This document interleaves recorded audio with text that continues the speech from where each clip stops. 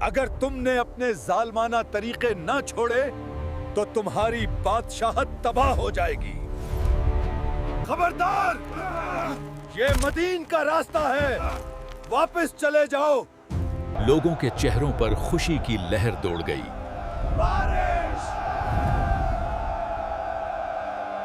سنو، آسمان پھٹ رہا ہے، تمہارا انجام قریب ہے۔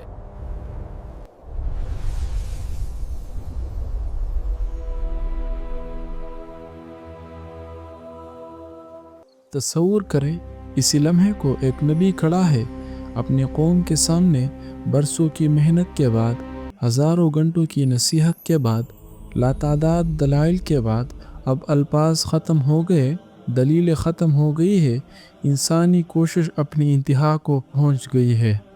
حضرت شعیب علیہ السلام نے آسمان کی طرف رخ کیا، اپنے ہاتھ اٹھائے۔ یہ کوئی عام دعا نہیں تھی، یہ ایک آخری اپیل تھی، ایک حتمی فیصلے کی درخواست۔ اے ہمارے رب، ہمارے اور ہمارے قوم کے درمیان فیصلہ فرما، اور تو بہترین فیصلہ کرنے والا ہے۔ یہ الفاظ محض ایک دعا نہیں تھی، یہ انسانی عدالت سے الہی عدالت کی طرف رجوع تھا۔ جب انسان کے پاس کوئی راستہ نہیں بچتا، جب ظلم اپنی حد پار کر جاتا ہے، جب حق کی آواز دب جاتی ہے، تو صرف اللہ تعالیٰ کی عدالت باقی رہتی ہے۔ اور وہ عدالت، وہ فیصلہ جلد ہی آنے والا تھا، لیکن یہاں تک پہنچنے میں کتنا وقت لگا تھا، یہ کوئی ایک دن یا ایک ہفتے کی کہانی نہیں تھی۔ قرآن کریم جب حضرت شعیب علیہ السلام کی دعوت کا ذکر کرتا ہے تو اس میں ایک طویل جدوجہد کی جھلک نظر آتی ہے۔ برسوں تک، دن ہو یا رات، گرمی ہو یا سردی، حضرت شعیب علیہ السلام اپنی قوم کو سمجھاتے رہے۔ بازاروں میں کھڑے ہو کر، چوراہوں پر، مجلسوں میں، ہر جگہ وہی پیغام، اللہ کو ایک مانو، ناپ تول میں انصاف کرو، لوگوں کے حقوق ادا کرو۔ لیکن قوم کا رویہ بدلنے کے بجائے اور بھی سخت ہوتا گیا۔ تاریخ کی کتابوں میں ایسے اشارے ملتے ہیں جو روح کو کپکپا دیتے ہیں۔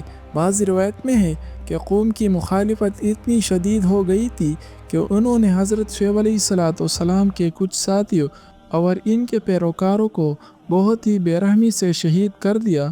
خون بہہ رہا تھا مدین کی گلیوں میں۔ یہ مدین کا راستہ ہے، واپس چلے جاؤ۔ لیکن حضرت شعیب علیہ السلام کے قدم نہیں رکے۔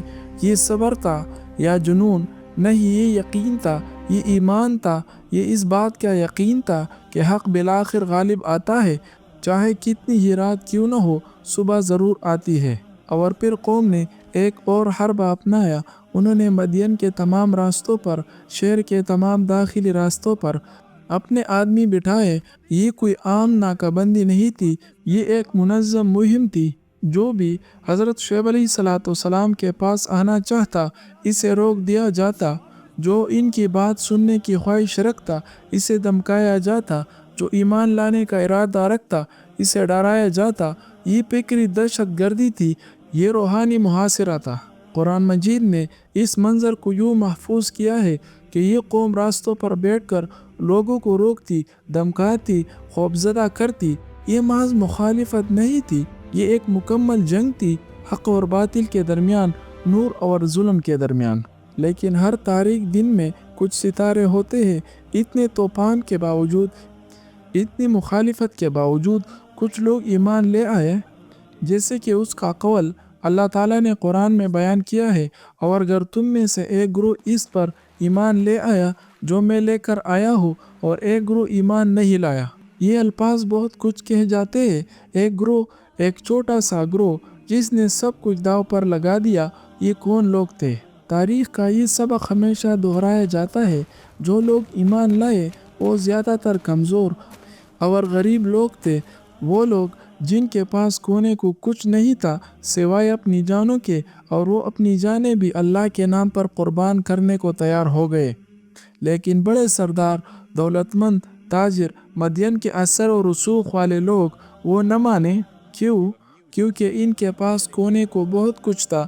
ان کی دولت، ان کا اقتدار، ان کا مقام، ان کی عزت انہوں نے سوچا کہ حضرت شعیب علیہ السلام کی بات مان لی تو ان کا سارا نظام تباہ ہو جائے گا۔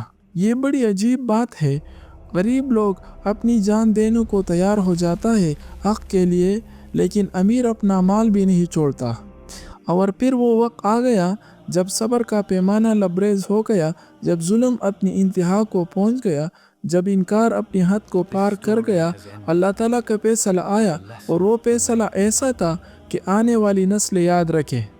ایک صبح مدین کے لوگ بیدار ہوئے تو محسوس ہوا کہ کچھ غیر معمولی ہو رہا ہے۔ سورج طلوع ہوا، لیکن ان کی تپش آج کچھ اور تھی۔ گھنٹے گزرتے گئے اور گرمی بڑھتی گئی۔ دوپہر تک یہ حال تھا کہ لوگ اپنی گھروں میں نہیں رہ سکتے، چھتیں اتنی گرم ہو گئی کہ چونا محال تھا، دیواریں آگ کی طرح تپنے لگی، ہوا گرم بھاپ کی طرح چلنے لگی۔ لوگ بے چین ہو کر گھروں سے نکل آئے، چھتوں پر چڑھ گئے، سایہ تلاش کرنے لگے، لیکن کوئی سایہ راحت نہیں دے رہا تھا۔ یہ عذاب کی پہلی لہر تھی، ایک انتباہ، آخری موقع۔ اگلی صبح جب لوگ پھر اسی جہنمی گرمی کے لیے تیار ہو رہے تھے، اچانک آسمان پر ایک بہت بڑا سیاہ بادل چھا گیا، اتنا بڑا، اتنا گہرا، اتنا وسیع کہ پوری وادی کو ڈھانپ لیا۔ لوگوں کے چہرے پر خوشی کی لہر دوڑی۔ بارش، کسی نے چلایا، ٹھنڈک، کسی نے کہا ہمارے دیوتاؤں نے ہماری سن لی۔ سرداروں نے اعلان کیا، لوگ اپنی گھروں سے نکل آئے، میدانوں میں جمع ہو گئے، بادل کے نیچے کھڑے ہو گئے۔ کچھ نے اپنی بتوں کو ساتھ لایا، سجدے کیے، منتیں مانگی، شکرانے ادا کیے۔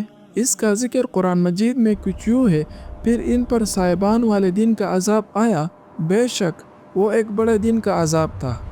یوم الذلہ، صاحبان والا دن، یہ نام خود ہی بہت کچھ کہہ جاتا ہے۔ اور پھر اچانک بغیر کسی پیشگوئی اطلاع کے، بغیر کسی انتباہ کے، تباہی ٹوٹ پڑی۔ اس سیاہ بادل سے ایک آواز نکلی، ایک ایسی آواز جو کانوں کو پھاڑ دے، ایسی آواز جو روح کو کپکپا دے، ایسی آواز جیسے آسمان چیخ رہا ہو۔ قرآن مجید نے اسے صیحہ کہا، ایک عظیم چیخ۔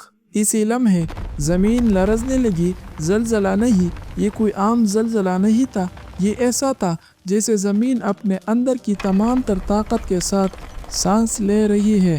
اور پھر آسمان سے آگ برسنے لگی۔ تصور کرے اس منظر کو، نیچے سے زلزلہ، اوپر سے آگ کی بارش، ہر طرف سے موت۔ لوگ بھاگنے لگے، لیکن کہاں بھاگتے؟ کچھ اپنے گھروں کی طرف لپکے، کچھ زمین پر گر پڑے، کچھ نے آخری لمحے میں دعا مانگی۔ اور اس کا قرآن مجید میں کچھ یوں ذکر ہے، اور انہیں زلزلے نے آ لیا تو وہ اپنے گھروں میں اوندے منہ پڑے رہ گئے۔ علامہ ابن کثیر نے اپنی مشہور تفسیر میں ایک نہایت اہم بات کہی ہے۔ انہوں نے کہا کہ قرآن مجید میں 3 الگ الگ الفاظ استعمال ہوئے، کئی رجفہ یعنی زلزلہ، کئی صیحہ یعنی چیخ، اور کئی عذاب یوم الذلہ یعنی صاحبان والے عذاب کا دن۔ یہ تینوں ایک ہی واقعے کے مختلف پہلو ہے۔ جسے کسی بڑے طوفان کو مختلف زاویوں سے دیکھا جائے، پہلے جہنمی گرمی آئی جس نے لوگوں کو بے حال کر دیا، پھر سیاہ بادل آیا جس نے جھوٹی امید دی، پھر آسمان سے ایک خوفناک آواز آئی، ساتھ میں زلزلہ زمین کو ہلانے لگا، اور آخری میں آگ کی بارش نے سب کچھ ختم کر دیا۔ یہ محض قدرتی آفت نہیں تھی، یہ الہی فیصلہ تھا۔ لیکن اس میں ایک اہم سوال باقی رہتا ہے، حضرت شعیب علیہ السلام اور ان کے ساتھی کہاں تھے؟ اور اس کا ذکر قرآن مجید میں کچھ یوں ہے، اور جب ہمارا حکم آیا تو ہم نے شعیب اور ان کے ساتھی ایمان لانے والوں کو اپنی رحمت سے بچا لیا۔ اللہ تعالیٰ کا حکم آیا، شاید خواب میں، شاید الہام کے ذریعے، کہ شہر چھوڑ دو، باہر نکل جاؤ۔ حضرت شعیب علیہ السلام اور تمام مومنین شہر سے باہر نکل گئے، پہاڑوں کی اونٹ میں چلے گئے، محفوظ مقام پر پہنچ گئے، اور پھر انہوں نے دور سے دیکھا۔ تصور کرے اسی منظر کو، حضرت شعیب علیہ السلام کھڑے ہیں پہاڑی کی چوٹی پر، ان کی آنکھیں دیکھتی نہیں لیکن ان کا دل محسوس کر رہا ہے، ان کے ساتھ مٹھی بھر مومن ہے، سب خاموش، سب حیران، سب خوفزدہ۔ دور مدین کا شہر نظر آ رہا ہے، وہ شہر جہاں وہ پیدا ہوئے، جہاں انہوں نے بچپن گزارا، جہاں انہوں نے نبوت پائی، جہاں انہوں نے برسوں اپنی قوم کو سمجھایا، اور پھر اچانک آسمان سیاہ بادل ہو گیا، زمین کانپنے لگی، شہر سے چیخیں سنائی دی اور پھر خاموشی۔ وہ شہر جو صبح تک زندہ تھا، گلزار تھا، آباد تھا، اب خاموش پڑا تھا۔ اور یہیں پر حضرت شعیب علیہ السلام نے وہ الفاظ کہے جو تاریخ پہ محفوظ ہو گئے: اے میری قوم، میں نے تمہیں اپنے رب کے پیغامات پہنچا دیے تھے اور تمہیں نصیحت کی تھی، تو اب میں کافر قوم پر کیسے افسوس کروں؟ یہ الفاظ کتنے گہرے ہیں، کتنی معنویت سمیٹے ہوئے ہیں۔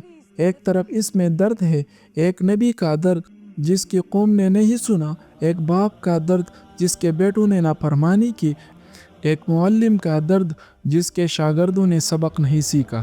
لیکن دوسری طرف یہ ایک واضح اعلان بھی ہے: میں نے اپنی ذمہ داری پوری کر دی تھی، میں نے کوئی کسر نہیں چھوڑی، میں نے ہر طریقہ آزمایا، ہر دلیل دی، ہر راستہ دکھایا۔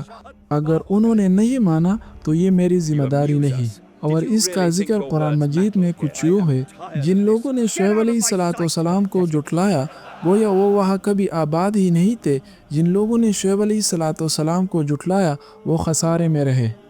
یہ آیات کیا بتاتی ہے کہ تباہی اتنی مکمل تھی، اتنی ہولناک تھی کہ کچھ دیر ہی ایک پورا شہر، ایک پوری تہذیب، ایک پوری آبادی مٹ گئی۔ ایسا لگتا تھا جیسے یہاں کوئی رہتا ہی نہیں تھا۔ حضرت شعیب علیہ السلام کو خطیب الانبیاء کہا جاتا ہے، لیکن یہ لقب صرف ان کی فصاحت کی وجہ سے نہیں، ہاں ان کی زبان فصیح تھی، ان کے الفاظ مؤثر تھے، ان کے خطابت دل میں اترتے تھے، لیکن اصل بات یہ تھی کہ وہ کیا کہتے تھے اور کیسے کہتے۔ وہ نرمی سے کہتے تھے، محبت سے کہتے تھے، دلیل سے کہتے تھے۔ وہ دمکاتے نہیں تھے، ڈراتے نہیں تھے، مجبور نہیں کرتے، وہ سمجھاتے تھے، راستہ دکھاتے تھے، ہمدردی کرتے تھے۔ ان کے ساتھ ساتھ وہ خود بھی اپنی تعلیمات پر عمل کرتے تھے، وہ جو کہتے تھے وہ خود کرتے تھے۔ یہ ہے اصل خطابت، جب الفاظ اور عمل ایک ہو جائے۔ حضرت شعیب علیہ السلام کی زندگی سے سب سے بڑا سبق یہ ملتا ہے: ایمان اور اخلاق کبھی الگ نہیں ہو سکتے۔ ایک سچا مومن وہ نہیں جو صرف نماز پڑھے، روزے رکھے۔ ایک سچا مومن وہ ہے جو اللہ تعالیٰ کی عبادت بھی کرے، لوگوں کے ساتھ اچھا معاملہ بھی کرے، جو مسجد میں بھی اچھا ہو، بازاروں میں بھی اچھا ہو، جو اللہ تعالیٰ سے بھی ڈرے اور لوگوں کے حقوق کا بھی خیال رکھے۔ آج جب دنیا معاشی بے انصافی، اخلاقی زوال، مادہ پرستی کا شکار ہے، حضرت شعیب علیہ السلام کی تعلیمات ہمیں للکارتی ہے: کیا ہم اپنے کاروبار میں دیانتدار ہیں؟ کیا ہم نام تول میں انصاف کرتے ہیں؟ کیا ہم لوگوں کے حقوق ادا کرتے ہیں؟ کیا ہم صرف اللہ تعالیٰ کی عبادت کرتے ہیں یا دولت اور طاقت کو بھی معبود بنا لیا ہے؟ یہ سوالات آسان نہیں ہے لیکن ضروری ہے۔ حضرت شعیب علیہ السلام کی زندگی ایک روشن مینار کی طرح ہے۔ ہزاروں سال گزر گئے لیکن یہ روشنی مدھم نہیں ہوئی۔ وقت بدل گیا لیکن پیغام نہیں بدلا۔ دنیا بدل گئی لیکن حق وہی ہے۔ یہ داستان ختم ہوئی لیکن سبق باقی ہے۔ حضرت شعیب علیہ السلام کی زندگی ہمیں یہ یاد دلاتی ہے کہ حق پر قائم رہنا، چاہے دنیا مخالفت میں ہو جائے، یہی اصل کامیابی ہے۔